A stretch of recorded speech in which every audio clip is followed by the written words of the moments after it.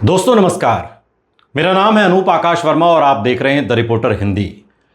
पश्चिम बंगाल के विधानसभा चुनाव 2026 के अंतिम चरण के मतदान के बाद जैसे जैसे मतगणना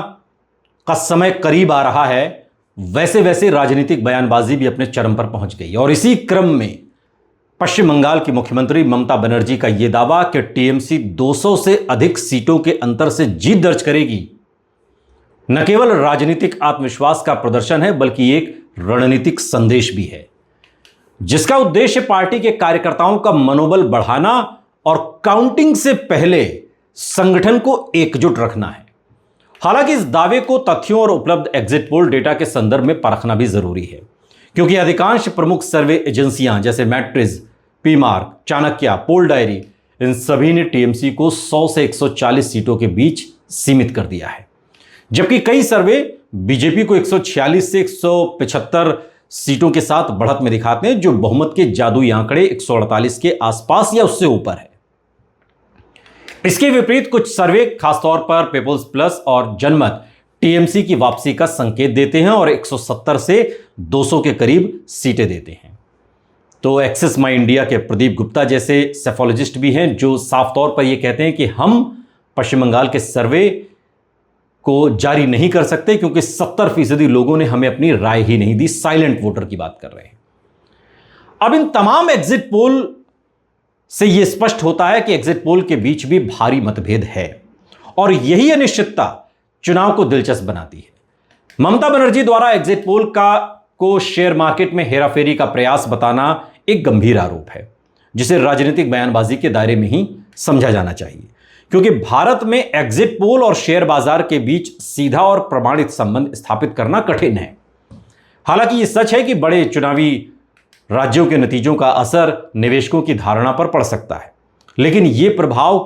कई अन्य आर्थिक और वैश्विक कारकों से भी प्रभावित होता है। 2021 के विधानसभा चुनाव का संदर्भ यहां महत्वपूर्ण हो जाता है जब कई एग्जिट पोल्स ने बीजेपी और टीएमसी के बीच कांटे की टक्कर दिखाई थी और कुछ ने बीजेपी को बढ़त में भी बताया था, लेकिन वास्तविक परिणामों में टीएमसी ने 213 सीटें जीतकर प्रचंड बहुमत हासिल किया,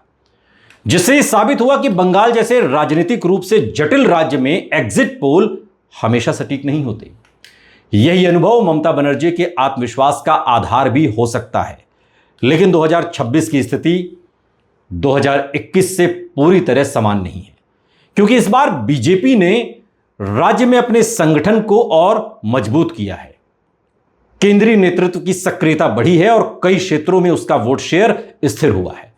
जिससे मुकाबला पहले से ज्यादा प्रतिस्पर्धी बन गया है। वहीं टीएमसी का दावा है कि उसकी सरकार की योजनाएं जैसे महिला मतदाताओं को लक्षित कल्याणकारी कार्यक्रम अब भी जमीनी स्तर पर प्रभावी हैं और ग्रामीण क्षेत्रों में उसका कैडर नेटवर्क मजबूत बना रहा, जो चुनाव परिणामों में निर्णायक भूमिका निभा सकता है। चुनाव से जुड़ा एक और महत्वपूर्ण पहलू सुरक्षा और चुनावी प्रक्रिया पर लगाए गए आरोप हैं। ममता बनर्जी ने केंद्रीय सशस्त्र पुलिस बलों सीएपीएफ और टीएमसी कार्यकर्ताओं के साथ बर्बरता का आरोप लगाया। दूसरी ओर बीजेपी के नेता अमित मालवीय ने आरोप लगाया है कि डायमंड हार्बर के फाल्टा क्षेत्र में मतदाताओं को वोट डालने से रोका गया, जिससे साफ होता है कि दोनों पक्ष चुनावी प्रक्रिया की निष्पक्षता पर सवाल उठा रहे हैं। और इस तरह के आरोप भारतीय चुनावों में नए नहीं हैं, लेकिन इनका वास्तविक प्रभाव समझने के लिए चुनाव आयोग की रिपोर्ट और स्वतंत्र पर्यवेक्षकों के निष्कर्ष अधिक महत्वपूर्ण होते हैं। दक्षिण 24 परगना की कुछ सीटों पर पुनर्मतदान कराया जाना भी यह दर्शाता है कि चुनाव आयोग ने कुछ अनियमितताओं को गंभीरता से लिया है, लेकिन इससे पूरे राज्य के चुनाव परिणामों पर कितना असर पड़ेगा यह कहना मुश्किल है क्योंकि कुल 294 सीटों में कुछ सीटों पर पुनर्मतदान व्यापक ट्रेंड को शायद ही बदल सके। जहां तक एग्जिट पोल की विश्वसनीयता का सवाल है तो यह समझना जरूरी है कि वो सैंपलिंग, डेटा मॉडलिंग और मतदाताओं की प्रतिक्रिया पर आधारित होते हैं और अगर बड़ी संख्या में मतदाता अपनी पसंद छिपाते हैं जिन्हें साइलेंट वोटर कहा जाता है तो नतीजे बदल भी सकते हैं। और इस बार कुछ रिपोर्ट्स में यह भी सामने आया है कि कई मतदाता सर्वे में भाग लेने से हिचक रहे हैं, जिससे एग्जिट पोल की सटीकता पर सवाल उठना स्वाभाविक है। दूसरी ओर यह भी ध्यान रखना होगा कि जब कई एजेंसियां अलग अलग तरीके से सर्वे करके एक ही दिशा में संकेत देती हैं, जैसे बीजेपी की बढ़त, तो उस ट्रेंड को पूरी तरीके से नजरअंदाज करना भी सही नहीं होगा। और इस पूरे परिदृश्य में कांग्रेस और लेफ्ट की भूमिका अपेक्षाकृत सीमित दिख रही है, लेकिन कुछ क्षेत्रों में, खासतौर पर मालदा और मुर्शिदाबाद में उनका प्रभाव चुनावी समीकरण को प्रभावित कर सकता है, खासकर अगर मुकाबला करीबी हो। अंततः पश्चिम बंगाल चुनाव 2026 की कहानी केवल एग्जिट पोल बनाम राजनीतिक दावों की नहीं है, बल्कि यह उस जटिल सामाजिक राजनीतिक ताने बाने की भी है जिसमें क्षेत्रीय पहचान, कल्याणकारी राजनीति, संगठनात्मक ताकत और मतदाताओं का मनोविज्ञान शामिल है।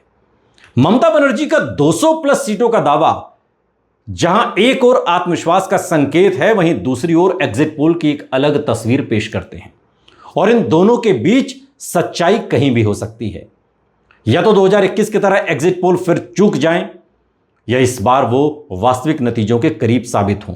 लेकिन इसका फैसला 4 मई 2026 के नतीजों से होगा, जो ये तय करेंगे कि क्या टीएमसी वास्तव में प्रचंड बहुमत के साथ सत्ता में लौटती है, या फिर पश्चिम बंगाल की राजनीति में एक बड़ा बदलाव देखने को मिलता है।